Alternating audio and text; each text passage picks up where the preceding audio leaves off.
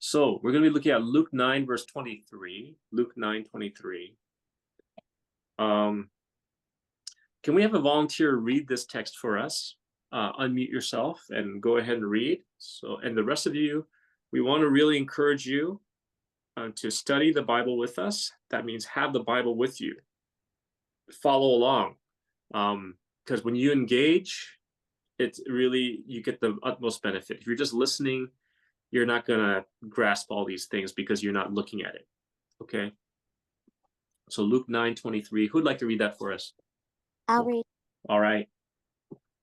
And he said to them all, if any man will come after me, let him deny himself and take up his cross daily and follow me. Okay. So this will be our focus for today. Just this one verse. Very simple, succinct, straight to the point. Who's saying this? Jesus. Jesus. Are you sure, Sharon? Yes. You're sure? Okay. Well, yeah, because he's saying you follow me. Uh-huh. Yeah. And take up, yeah, it's Jesus. Without a doubt, right? Okay. Yeah. So Luke chapter 9, verse 23, Jesus is stating this. So I want you to kind of observe this. This is a small enough text where we can do a thorough observation. Okay. So let's just kind of get our minds in that observation mode. What do you notice about this statement? Like right off the bat, what jumps out at you about this statement? And at this point, I just want you to share your observations. What do you gather from, just looking at the statement? What jumps out at you? And the interesting thing about why I'm asking this is because for all of us, there may be something different that jumps out at us. Okay, and that's fine. That's good. But the thing is, we are being anchored to the text. I'm not asking for your opinion. I'm just asking what jumps out at you in this text. Okay. For me, it's deny himself. Let him deny himself. The word denying self is what jumps out at me. Jumps out at you is Selah. Okay, good. Deny. Definitely. It's one of those prominent imperatives in this statement. Yes, for sure. Well, picked up on the first line. He wasn't speaking to a certain individual. He was speaking to all. Okay. So this is addressing anyone. Right. Okay. Anyone who's willing to listen or take heed to what he is sharing here. Okay. Good. Anything else? Good observations. The word if. The word if, Isela, yes. That jumps out at me right now because right from the get-go, the beginning of how this statement starts, he says, if. Whenever somebody has the word if or starts off with the word if, what does that imply? A choice. A choice? Okay. Good. What else?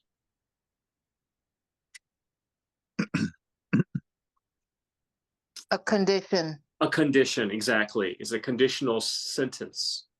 A conditional sentence always has the word if. It starts with the word if, most likely. Okay, so this is a conditional statement. Just like Sharon said, this is something that's being addressed to everyone who is willing to take heed to it, right? So this is definitely something that is a conditional statement, okay? And so, very good. Good observations. These are the things you need to hone in on. You guys are very good at this. Good. Red. Okay, what other things do you guys see? Because it's charging. Okay. Daily. Daily. Okay. Yes, the word daily is emphasized. So in other words, wow, this is something that we need to be mindful of what Jesus is telling us to do every day. Okay. So this is definitely no ifs, ands, buts about it. This is a daily task or daily thing that is required of us. Okay. So good. Well, there again, on the line before where it says he must forget himself. It says you're going to follow Christ. You are secondary. Mm. So that's in line with what somebody said earlier, deny, right? That's definitely what that's alluding to. Definitely, yes. Denying himself, making yourself secondary. Okay, good. I'm not sure, but could this text be considered a chiasm? Chiasm. Okay. Only Chiastic. because if any man will come after me, and then the last phrase, and follow me. Okay. And Okay. then denying himself is equated to taking up your cross. Okay. I'm just wondering. That's good. I didn't see that before. That's very good.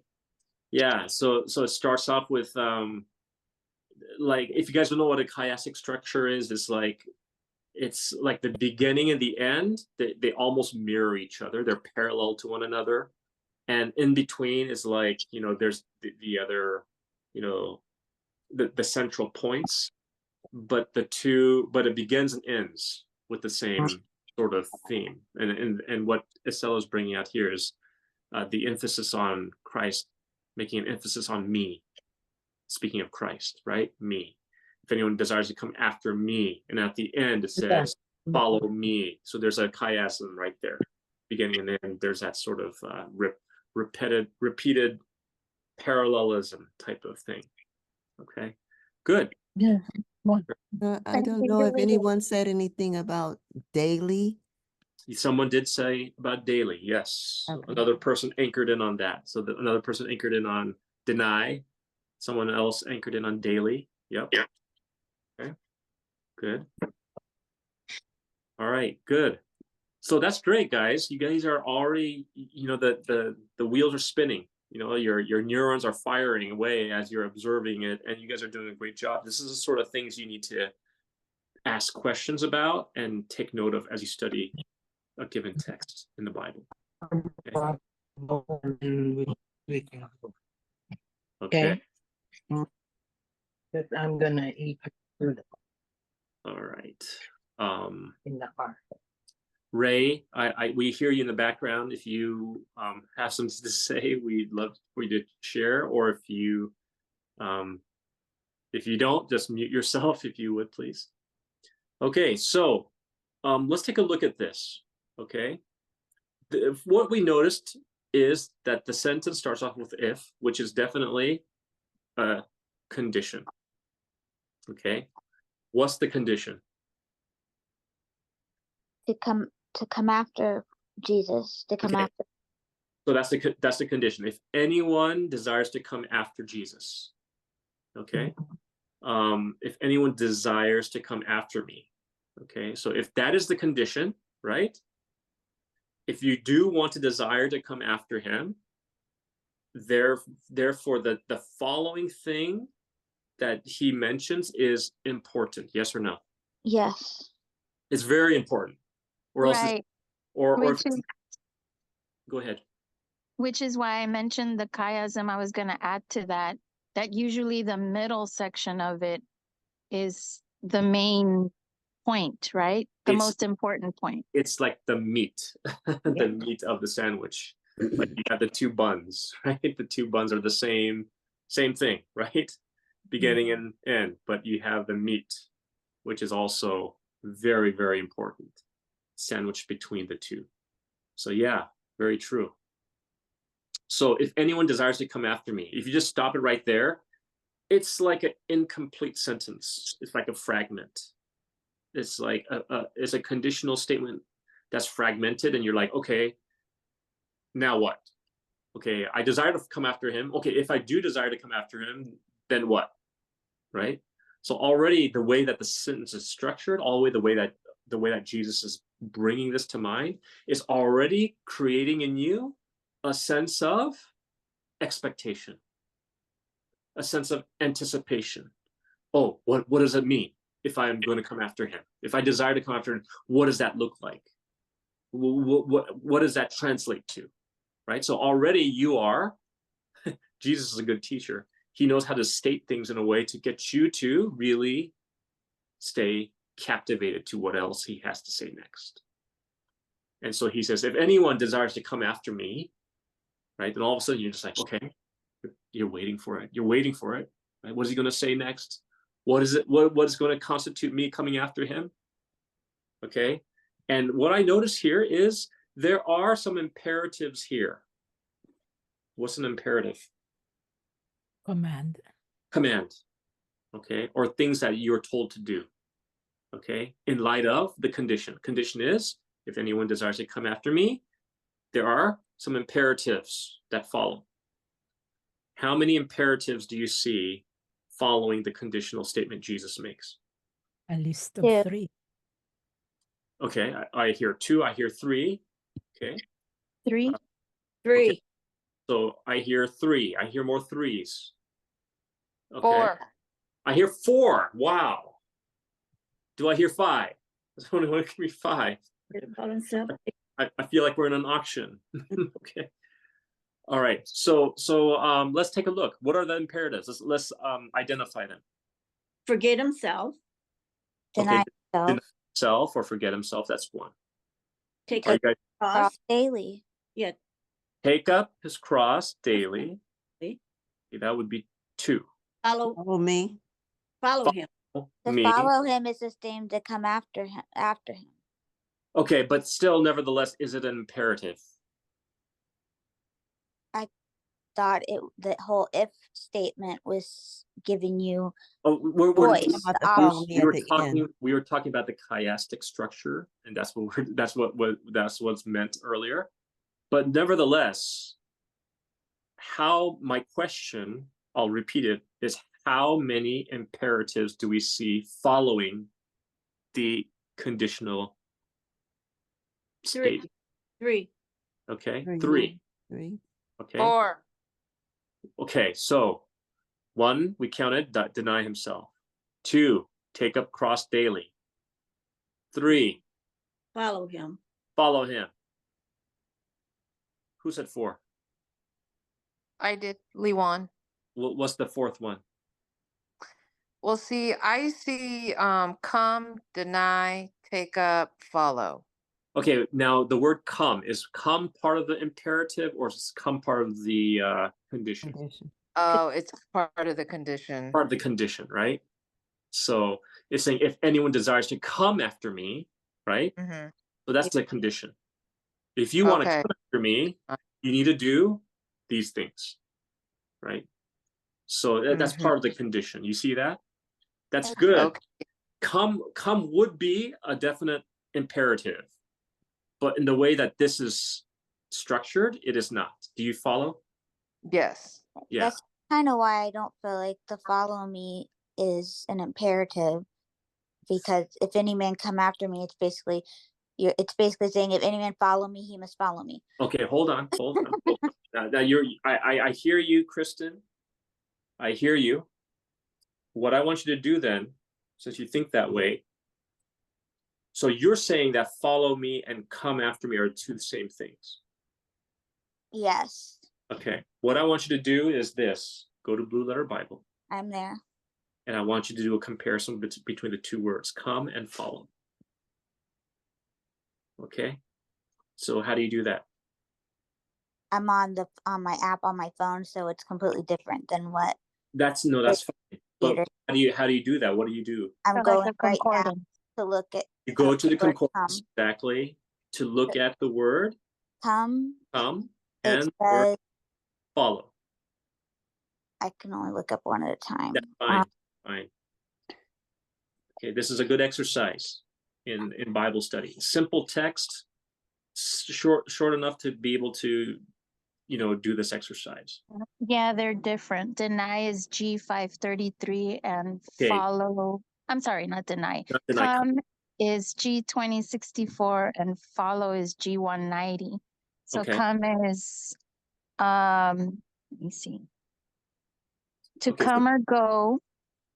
Mhm. Let me see. If I read the whole thing, it's middle voice of a primary verb used only in the present and imperfect tenses, etc., etc.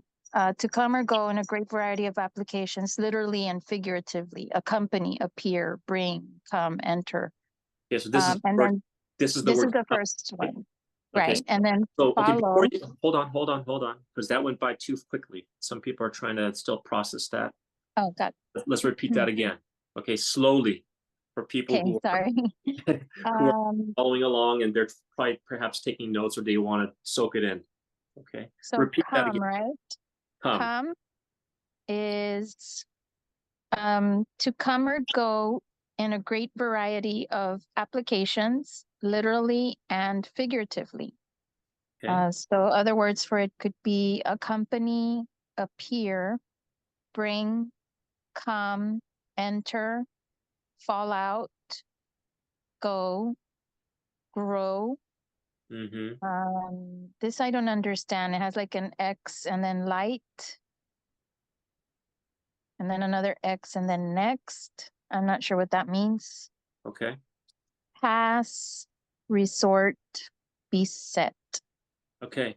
So if any man accompany me or enter or come, Okay. I'm Couldn't you, thinking, couldn't you change the word come to follow me? And if you want to follow me, the next things is what you have to do. Okay. That's what I'm saying. Really, three. But so, but is that what Jesus says? so the follow, do you want me to read that one next? Okay. Yes. So go So- ahead and hit follow. Follow is a different Greek word. Mm-hmm. And this one means a road properly to be in the same way with, that is to accompany specifically as a disciple That's right. Uh-huh. So and be the my the, disciple. the Okay. meanings are similar, but there is a difference. Yes or no? Yes. There's a difference. Okay, so get this. Come and follow, they're not the same thing. Isela pointed that out. You could see that clearly in the Strong's Concordance as well. Okay, they're not the same word. Okay, similar idea, but they're not the same. Okay. Like come is just talking about coming or going or following. Like for example, when Jesus came to John the Baptist, right? John the Baptist, and John the Baptist says, "You come here to be baptized by me. I should be the one that should be baptized by you." Yes, erkomai. That's the Greek come, right? So that's like you're literally coming to somebody, right? Now the word follow me, however, is something a little more deeper. It's like to join someone as their attendant or to accompany him, to join as a disciple or to become his disciple, or it says to side with his party. Okay, so like you see about Democrats and Republicans, right? And don't tell me who you are, but like you side with a party, or maybe you don't even have a party to side with, right? And you're totally loyal to that party. Now let me ask you this question. Okay. Wait, before you ask the question, I just noticed something in the Greek word for follow. Uh-huh. Okay, so if it's pronounced kolu theo, isn't theo God? Theo? Am I correct in that or not? Theo is God, isn't it? I have to Theo, look to that. like theosophy or like the theocracy, for example, or you know what I mean? Theos. I want to say that's a word for God. So I'm just wondering, like, because it has that word in there, if I'm correct, I'm not sure. I didn't study Greek, but it just has a deeper meaning, right? Because you're like a disciple of God specifically. To Well, follow him is to like specifically follow him like God. that's an interesting point right there. I don't know if if that- that's correct or not, but it stood out that's to me. an interesting thing you noted. Yeah, I will have to look into that. I can't say something right now, but that's a good thing to look into. How do we know which use of the word follow they're using? Because in the Strongs, there's 10 different Greek words that all mean follow. Okay, But are you one different. choosing specifically the word chosen in this text? Like I said, it's different on my phone. It doesn't let me click on a word and look up the Strongs. Yeah. So up every type of the word. Yeah, if you actually click on the word, it actually shows you all the other references, how that word is used again throughout the New Testament. And so you'll see that it's clearly follow. I would show you what happens when I click on the word. It doesn't do Okay, that. so just talk to me later, okay? Okay. And we'll cover that on our own time. But let me just make an example here. There's a different, and here's an example of how there's a difference between these two words. Okay. When Jesus was doing his ministry, was he gaining popularity? Yes. Yes. And people were following him. Yes. Yes. Or they came to him, right? Because he would perform miracles and things like that. But on another note, there's a difference between coming to him or desiring to come after him, and a difference between following him. Yes or no? Yes. Okay. So like for example, remember the rich young ruler. The rich young ruler said, like, well, not, it wasn't the rich young ruler, it was someone else. Says that, Lord, I will follow you, but let me, do these things first before I follow you, right? Like, let me bury my father, or let me do these things, or like, and so, they're saying, I will follow you, Jesus, on condition that these other things fall perfectly in their place for me, so that I can have things work out for me and I could be benefited by it. And then I'll follow you, right? So they wanted to follow him, but did they follow him? No. No. Although initially they said that was their intention. They desired to come to him and say, hey, I want to follow you, but let me first do these things first, right? The rich young ruler, even Jesus, when he came to Jesus, he said, sell all you have, give to the poor, and come and follow me. He came to Jesus, right? He initially came to Jesus, but he went away sorrowful. Do you remember that? Did he end up following him? I don't know. No, he didn't, right? But although he did come to him, right? He came, there's a longing to come to him. There was a desire in his heart to come to him. And when Jesus actually told him, hey, sell everything you have, let go of your possessions, follow me. And he couldn't do it. Okay. Now, in Jesus' close circle, there was Judas. Judas, did he come to Jesus? Yes. Yes, he did. He was not called. He came. He came to Jesus. Desire of Ages even says that the disciples told Jesus, hey, you need to hire this guy. He needs to be among the 12. He has a great, reputation. Have you seen his resume, Jesus? He has all this background, blah, blah, blah. He comes from a, pretty good, background, and they were basing it on that. But did Judas truly follow Jesus? No. No.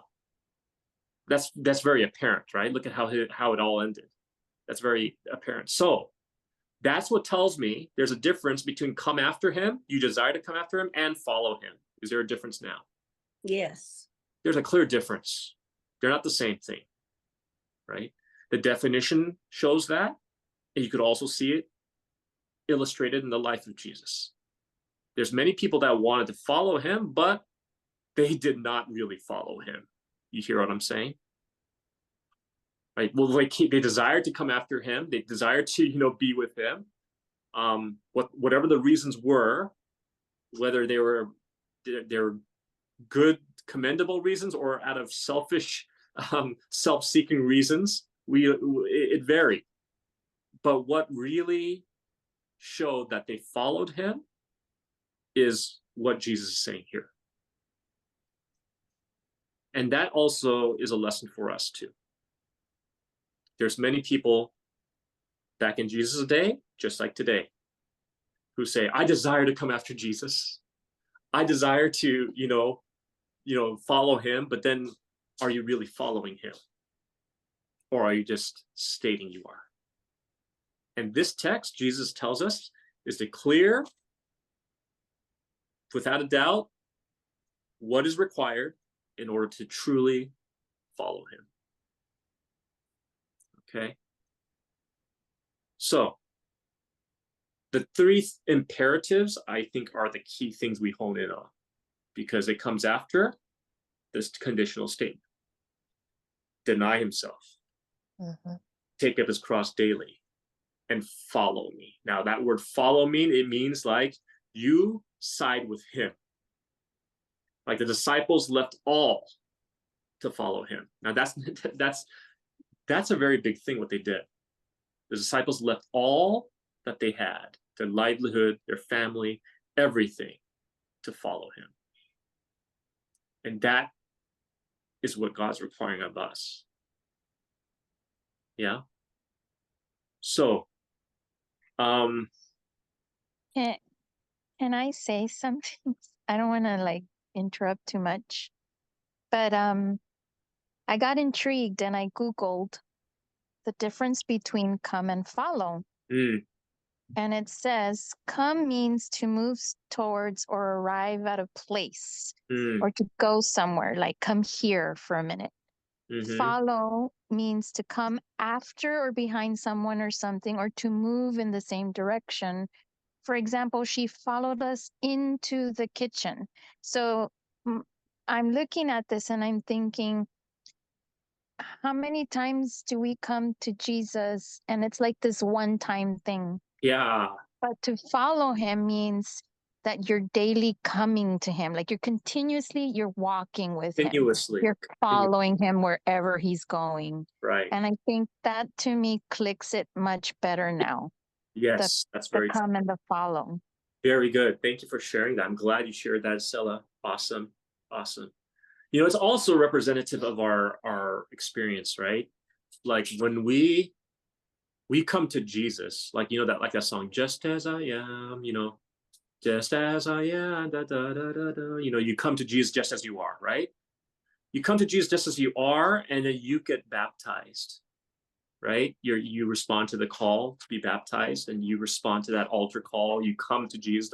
The evangelist says, come here, come to Jesus right now. He's calling you. Will you respond to that call? And you come to him, right? And you make that commitment to be baptized, right? But is that it? After you're baptized, that's it? You've arrived? No. No. You came to Jesus. That's great. But baptism just signals that you came to him. But what do you do after you're baptized? Your whole life is? Your journey just begins after you're baptized. Your journey, what journey is that? Following Jesus for the rest of your life. Right? So that is another example of you come to Jesus, but it's not enough just to come to him, but you must follow him. Right? You must follow him wherever he goes. So there is the big difference between come and follow. Okay? Desiring to come after him, that's the initial encounter with Jesus. That's the initial contact you make with Jesus, just like what Isela said. But if it doesn't stop there, you don't say, okay, I made contact with Jesus, I can now go back to my life. That's not truly, you come here after him, but it's not stopping short of that. You understand what I'm saying? It's like you continue to follow him from that moment on, upon that encounter, right? Continually. Okay.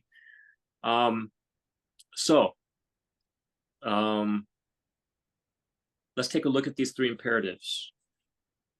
The first one that says deny. Let him deny what? Himself. Oh, Himself.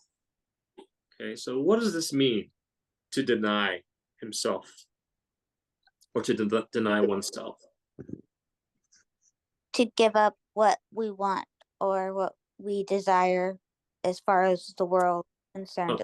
Okay, to give up oneself and our desires. Okay, so get this, if that's true, it says, what does Jesus say here? He says, if anyone desires to come after me. So in other words, I in like order that. to desire to come after him, you must deny your own desires. Self-denial. Mhm. Does that make sense? If you desire to follow after Jesus, you must deny your desires. or the So 20 concordance also says abstain. Abstain. Mhm, Yes, abstain. abstain from self. Yes. Abandoning your claim or right to yourself. That's what I see in the definition here. Refuse to recognize or abide by any longer, declaring that one will no longer engage or support, in this case, self. Right? So, in other words, to forget oneself, lose sight of oneself and one's interests, refrain from satisfying yourself. This is what it means to deny self. Right? So in other words, get this. You cannot come after Jesus. You cannot follow him unless you deny yourself. It's In- specific. Go ahead. In some Bible translations, it also uses the word if anyone wishes, If anyone Right. wish. right? It's just like it's not enough to just want to, Mm-hmm. something more is needed. And that's where the denying comes in. Yes. So it requires something. Yes. It requires something. So in this case, what does it require? Abstinence. The denying self. Denying self, right? Yeah. It's interesting. The word deny self is the same word used when Peter denied Jesus. Same word. But let me ask you this question: what caused Peter to deny Jesus? His own Fear. fears. Okay, fear, his fear for his own well-being, perhaps. Maybe reputation. I don't know if reputation's the right word. Okay. Because he didn't want to be associated. Remember, he was acting like, no, I don't know what you're talking about. Right. Like, Right. yeah, you talk like him, you sound like him, you're like him. And he's like, what are you talking about? And he starts cursing, which Yeah. is so not like Jesus, right? Right. I Right. would say he wanted to save himself. He wanted to save himself. Interesting. So He didn't want what's happening to Jesus to be happening to him. yeah. And remember when Peter actually made that bold statement, bold declaration in front of all the disciples? Like, Mhm. though all these people forsake you, though all these forsake you, I will not forsake you. I will even die for you. He made that bold statement, but did he do that? No. No. Far from it, right? He denied Christ. And the reason why he denied Christ is, and we could give many reasons, and many of those reasons may be true, and I'm not saying that they're not true, but I believe the reason why the result of him denying Jesus was Peter neglected to deny himself. And that's what it comes down to. Simple as that. If we don't deny ourselves, that's what Christ is saying we ought to do. If we don't deny ourselves, who will we end up denying? Jesus. Jesus. It would be Jesus, clearly. Exactly. And see that's the thing, you know, that you cannot come after Jesus or follow him truly unless you deny yourself. But, okay, you, to deny yourself, okay, that's on one hand, but on the other hand, it says, ask of God what, and he will give it to you. I mean, does that, like, if you wanted to go get a Dairy Queen, what would you say? No, I'm not going to get it. I'm going to deny myself. Or I want to go out to dinner. No, I'm not going to go out to dinner because whatever you want to do, and you say, no, I'm not going to do that because I'm going to deny myself. But yet Jesus wants you to have a good life. I think it's speaking in terms of denying ourselves of the things that would separate us from Jesus. That's right. That's right. I would look at Peter's case as it was life threatening Or because it was a case of life and death, and he chose to preserve himself and say, I don't know that man. or It things was that, not easy, like it's what I'm going to eat, or I want to add weight or lose, but it's like your life is at the end. What are you going to do? Are you going to say, okay, I'm dying for Christ's sake? Or I will say, I don't know, so I can be okay for now. or do Mm. I deny yourself things that would cause you to sin? Right. Mhm. Or There- that That we want, like we talked about in our last study, desires of the flesh. Yeah. And there's those desires that will separate us from God. And they're so hard for some of us to give up, you know, but that's where that self-denial comes in. Mhm. Or desiring, denying, our, like putting our desires over God's desire, or our will over God's will. That's it. That's if we're not doing that, we're not denying self. So we have to want God's will to be done in our lives more than what I want to do. That's Right. right. That's right.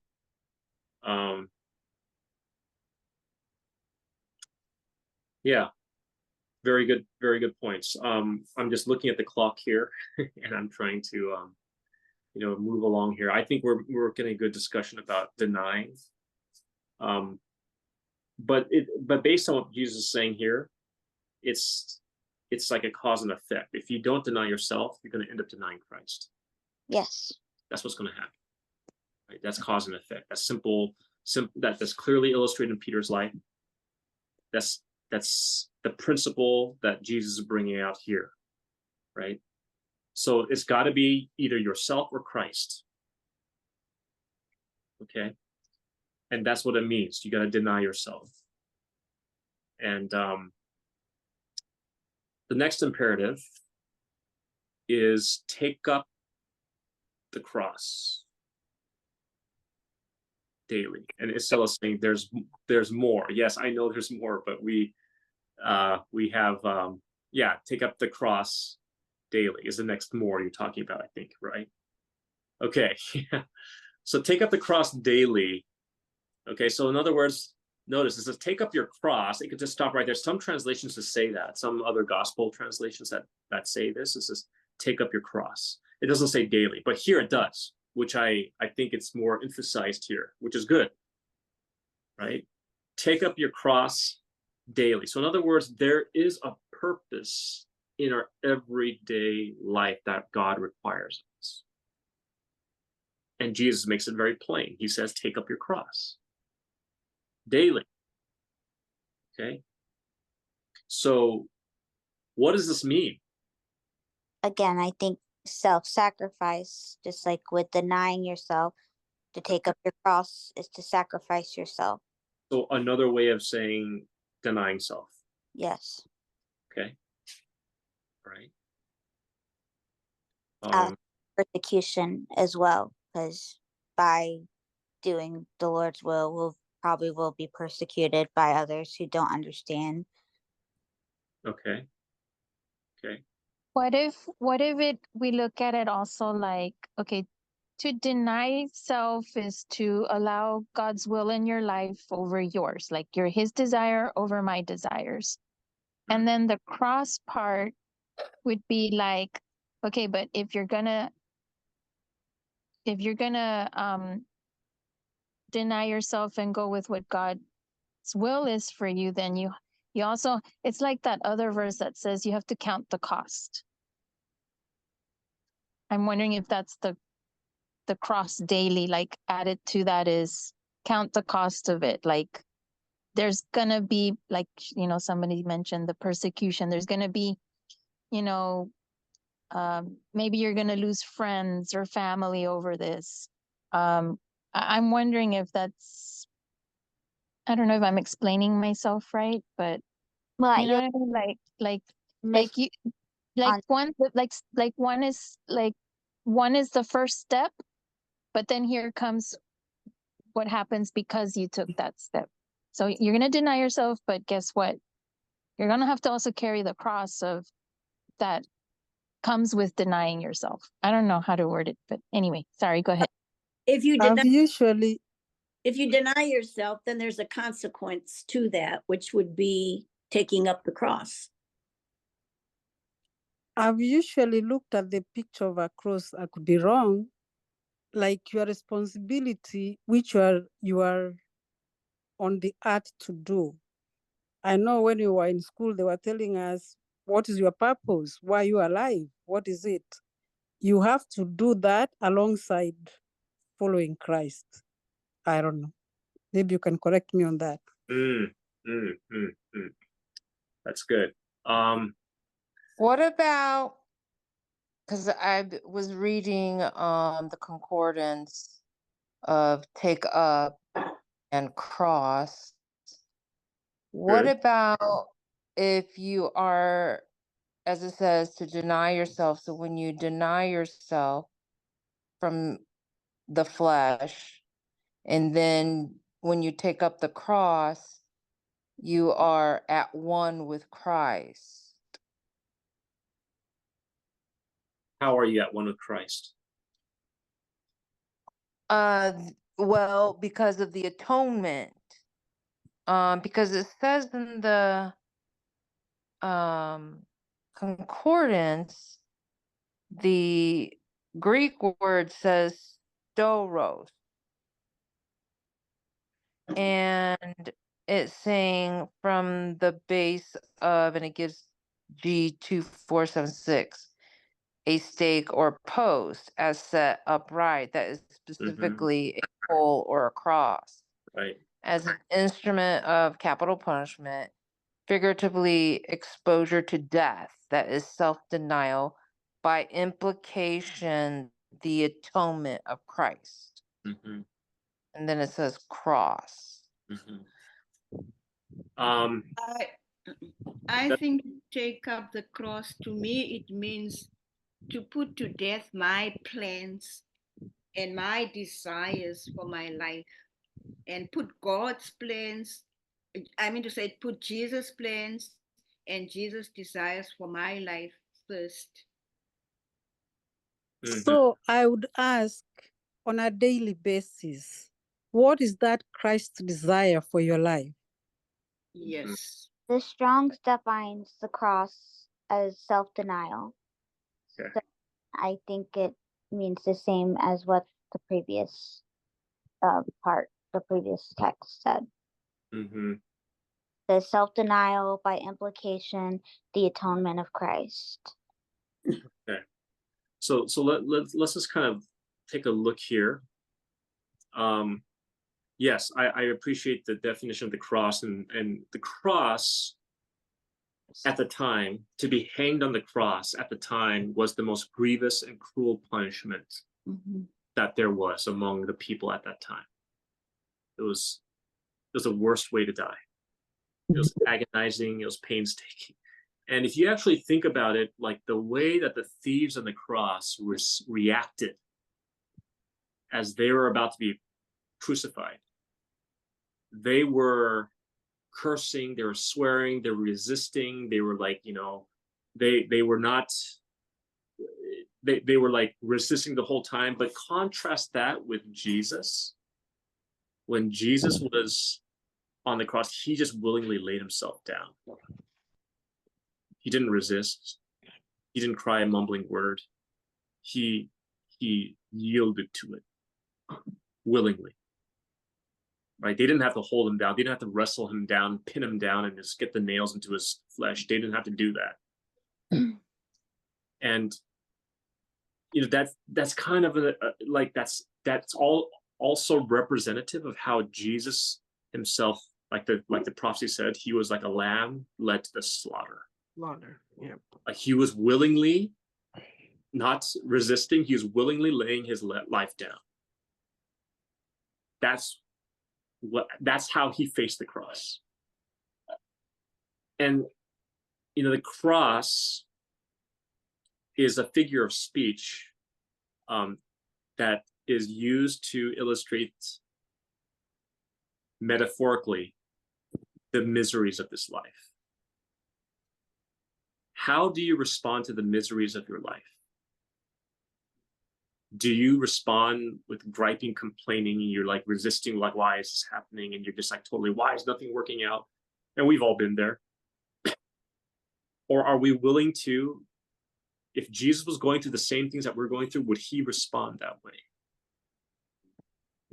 Or would he willingly let things be as they are and yield to the circumstances that the way they were? Right, enduring patiently versus complaining, right? And so the cross is talking about the miseries of this life, the miserable things that we encounter in this life, the unfair things that happen out of nowhere. Like you wonder, why do bad things happen to good people? Well, hello, bad things happen regardless of who you are.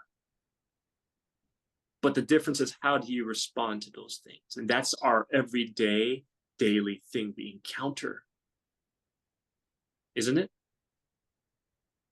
And so this is what Spirit of Prophecy says.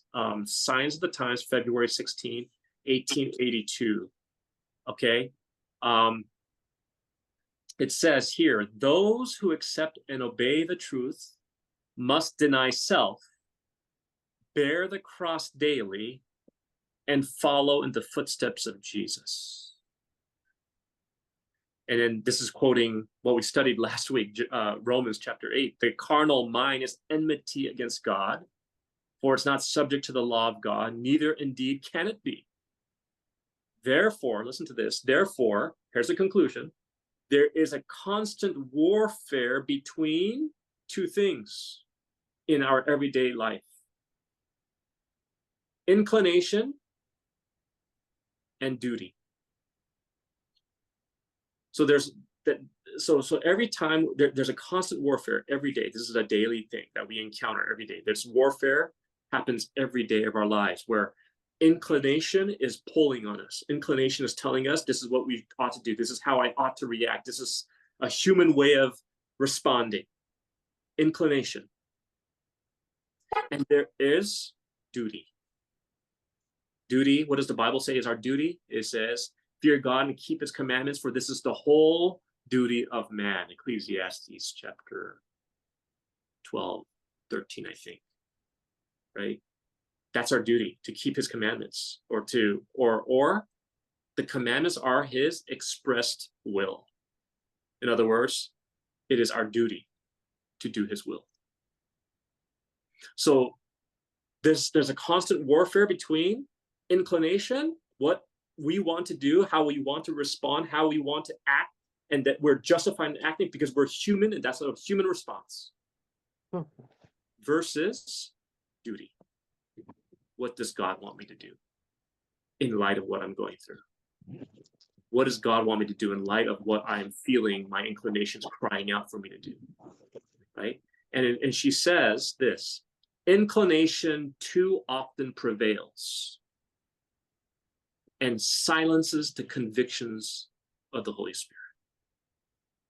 You see, that's the cross right there, where inclination and duty come to the point where you decide which one is going which is going to intersect. Is inclination going to take its way, or is duty to God and his will going to take its way? That is our cross. The cross is where two points intersect. And that's the cross. Inclination versus duty. And we face this every day. It's a fight between these two things. So whether you are aware of it or not, we face a cross every day. Inclination, our carnal, selfish desires, our human knee-jerk reactions versus his will. And this is our cross that we are called to bear every day. Amen. It's not easy. That's why it's called a cross. It's not easy to endure it. That's why it's called a cross.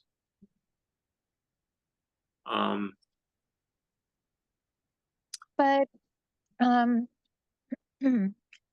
yeah, it's heavy. But isn't there a verse where Jesus says, like, take up my yoke, like my burden isn't heavy? So it kind of leads me to wonder if, yeah, we have to take up the cross, but we're not carrying it alone. He's willing to help us with it. If we are willing to to him. let him help us, you see? Right. Okay. And that's where the inclination comes in. Inclination gets in the way of that, right? Yes, you're right. God is more than willing to help us in our moments of weakness, but are we going to let him? Are we going to be open to that at that moment? Or are we going to say, no, I'm going to make this happen, or you just instantly just act on it without even thinking a second thought, right? And that's the thing. You're right. That's a challenge. Couldn't you say Jesus indirectly, when he said to the Father, basically, I'll paraphrase it, when he was praying in the garden, he was telling Father, I don't want to do this. That's exactly it. But I'm going to do it because it's your will. That's right. That's right. That's a very good example. And I think for a split second on the cross, his humanness came through when he felt, why have you forsaken me? Exactly. Like when he was Garden of Eden, not Garden of Eden, Garden of Gethsemane. Okay, different lesson. In the Garden of Gethsemane, he was praying, Lord, let this cup pass from me. Right? That's his inclination. He's like, I don't want to go through with this. I don't want to endure this. I want to avoid this, right? That's his inclination screaming out, right? But he says, not my will, but thy will be done. Duty. He allows the duty for what he came to do on this earth, what his Father sent him to do. He allows that to take precedence over his inclination, especially as he's getting very close to the cross. He feels this even more. So More you do something that you don't want to do. That's like contradictory. What do you mean? Explain. To will do something, like to do something. So how do you call yourself? How do you get yourself to want to do something that you don't want to do? You have to deny yourself. I think you can ask God to give you the desire to, I think we can pray to him, like, to give us the desire to do his will, because it's not even in our nature to want to do it anyway. Right. But if we ask him to give us that desire, he will. So I think, and he does, he really does. I've prayed prayers like that where I'm like, I don't want to do this, but I know it's what you want me to do. Right. And then next thing you know, you want to do it. Yeah. But we have to ask him. That's right. Like in regard to like really hard things, like with Jesus, like you said, in the Garden of Gethsemane, he said, let this cup pass from me. I don't want to do this. Hmm. But yet, on the day that he's being crucified, like you said, he willingly did it. Hmm. How, I mean, because we're going to be, I mean, we think the things that we're asked to do now are difficult. If we're there when, we're being, told that we can't buy or sell and all Mhm. these things, Yeah. we're going to be taken, maybe imprisoned for breaking the law by keeping the Sabbath, etc. When we're really challenged with those really hard, Right. So this, that's where how do that's we, where that's where he emphasizes daily, right? Because daily we are to encounter this daily, and it's in the end of that statement on Spirit of Prophecy, Signs of the Times. It says inclination too often prevails. Why? Because when inclination prevails, we have silenced the Holy Spirit. So in other words, every day the Holy Spirit is at work in our lives, but we are developing a habit of silencing the Holy Spirit and allowing inclination to take over, or we are developing the habit of taking heed to the Holy Spirit and abstaining from our inclination. So it's not like overnight change. It's like every day you are developing, but you got to be mindful of this. Jesus is saying you got to be mindful of this daily, right?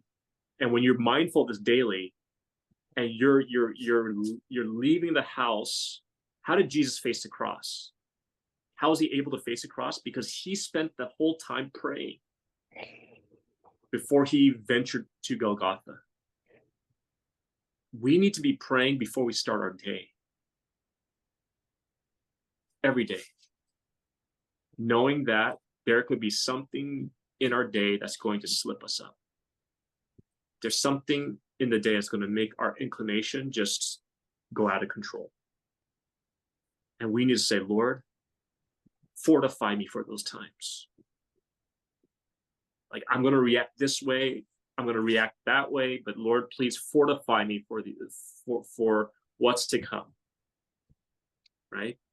And that's something that we need to daily develop, because when we develop that over time, then we are probably, by God's grace, we'll be ready for the bigger tests.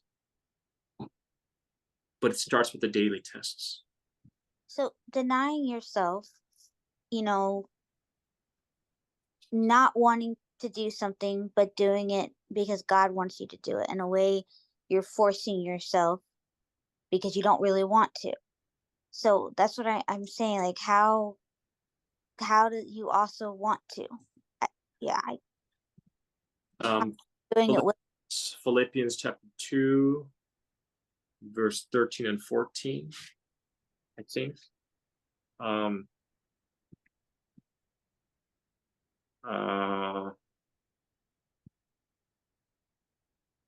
Philippians 2:13 says, "For it is God which worketh in you both to will and to do of his good pleasure." Mm-hmm. So there's a text that is God that works in you to both to will. So in other words, he implants in you the desire to even want to do it.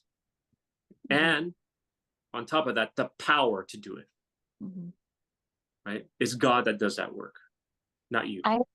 I heard a sermon last Sabbath in my church, and I really felt comforted by what he preached, because he said something like similar to what you're saying, in that every good thought that we even have, any good idea is from God. Like, it's not in of ourselves. So I personally found that comforting, because when I do have those moments of something good that wants to come out of me, whether it's treating the person that I have trouble liking kinder, then that tells me that God is still doing something with me, Mhm. you know, but it is definitely a daily thing because I find that the days that I don't pray in the morning because I'm so tired, Yeah.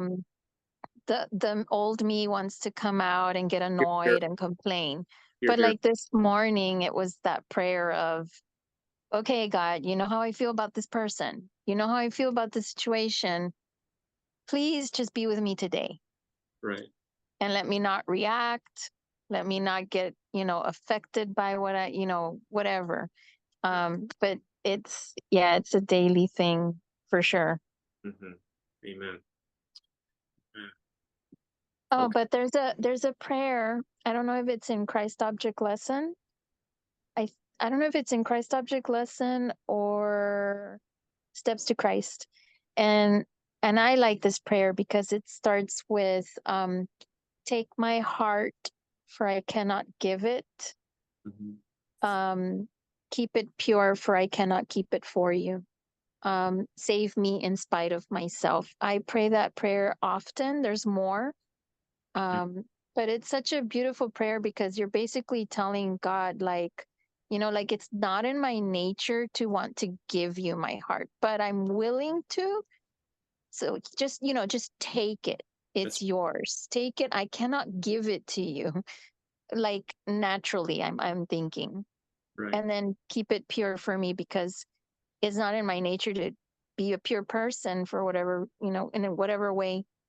So keep it pure and then save me in spite of myself. And I think that's kind of, I don't know if that's kind of what you're asking, if that's helpful.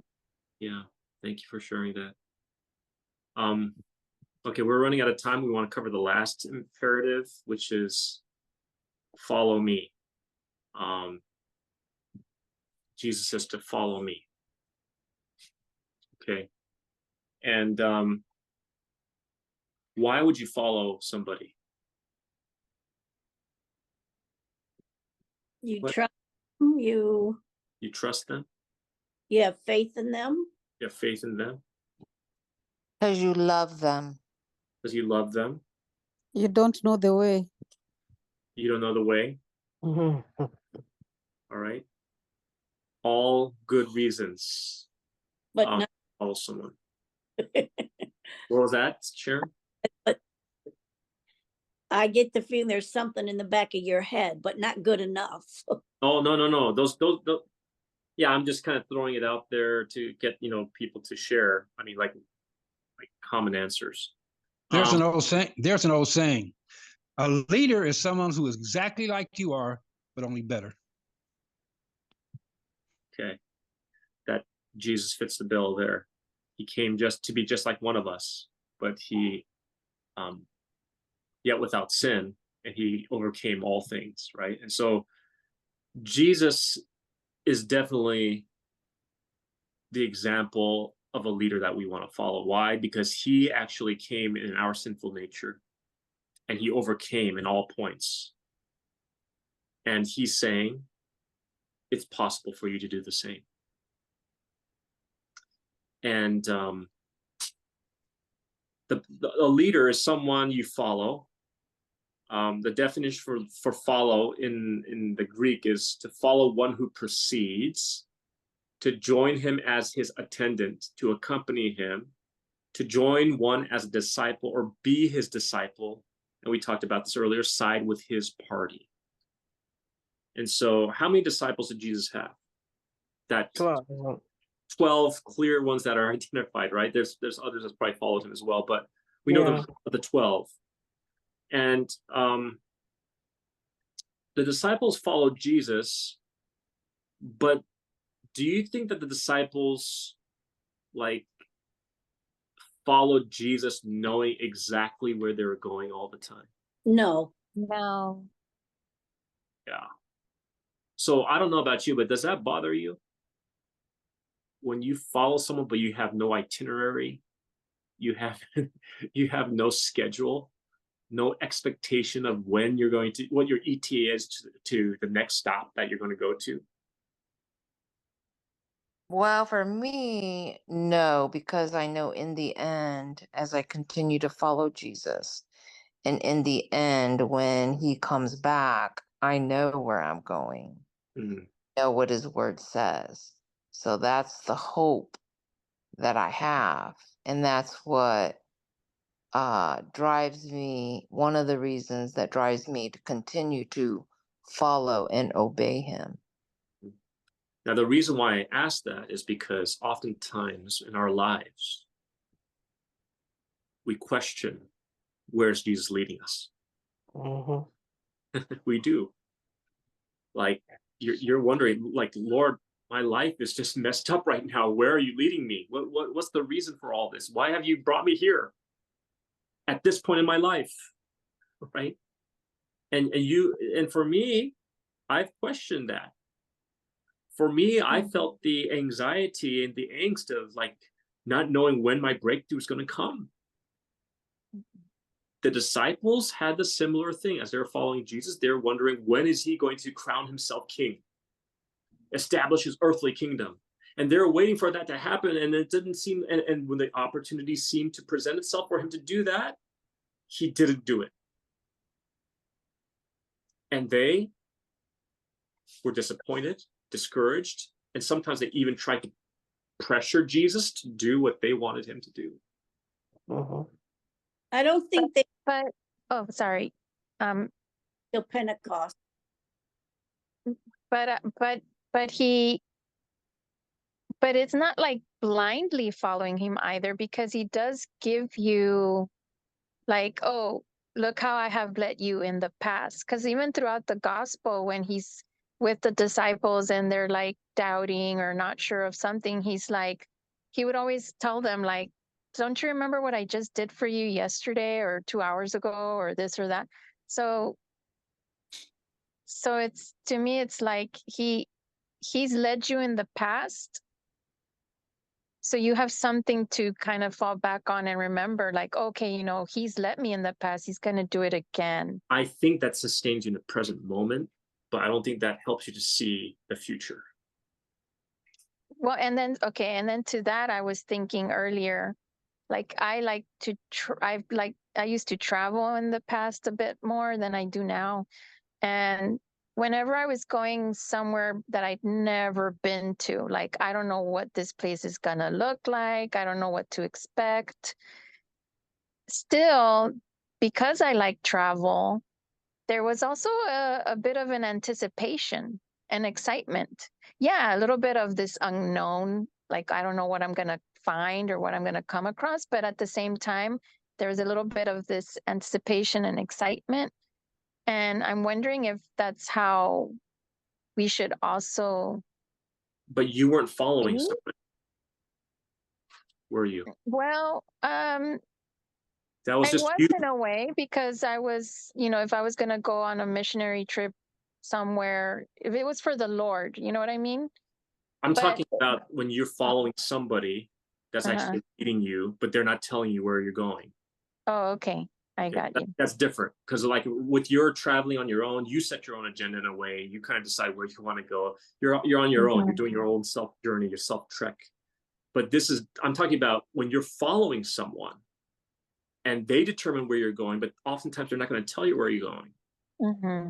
right? And that can be for us that are like all about being in control. that could drive you crazy, right? Yeah, that's true. And so there's a difference there. But there is, you're right in the sense that Jesus, as the disciples were following Jesus for how long?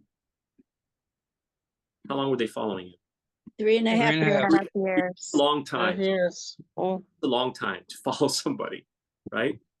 And near the end of the 3.5 years, Jesus actually tells them where they're going to end up at the end. He tells them the place where they're going to end up.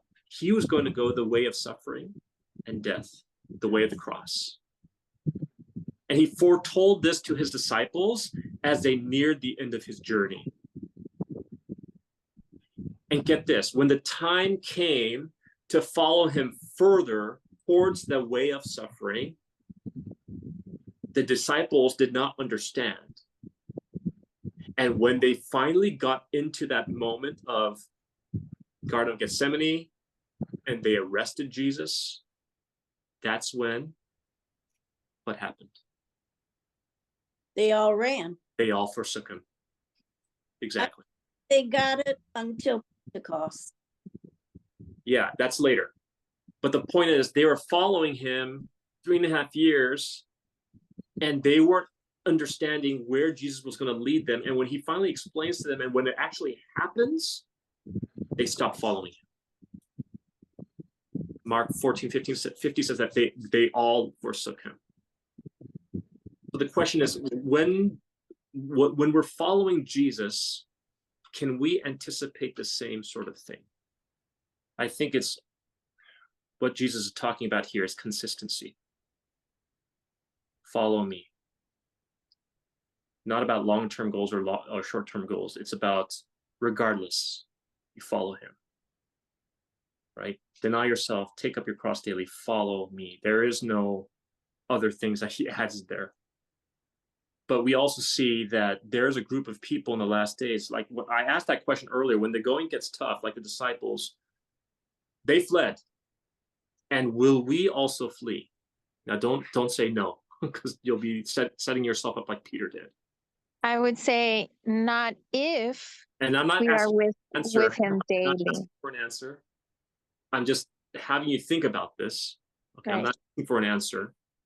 I'm not going to put you in the spot to even give me an answer for that, because that's not fair. Okay, because we're in different areas in our walk. But the 144,000 depicted in Revelation chapter 14, it says one of their key characteristics, they stand with the Lamb on Mount Zion, with the Father's name written on their foreheads. But it also says that among the many sterling descriptions of them, in verse 4, it says, these are they which follow the Lamb whithersoever he goeth. So in other words, the 144,000 are the ones who took heed to what Jesus said. They truly denied themselves.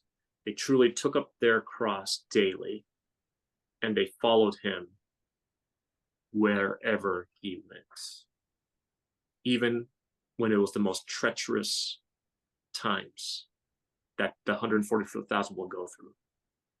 And may the Lord help us to truly live out these imperatives so that we will be truly the ones that are called followers of Christ, like the 144,000. That is our prayer. That is what we strive for. And by God's grace, we can do it.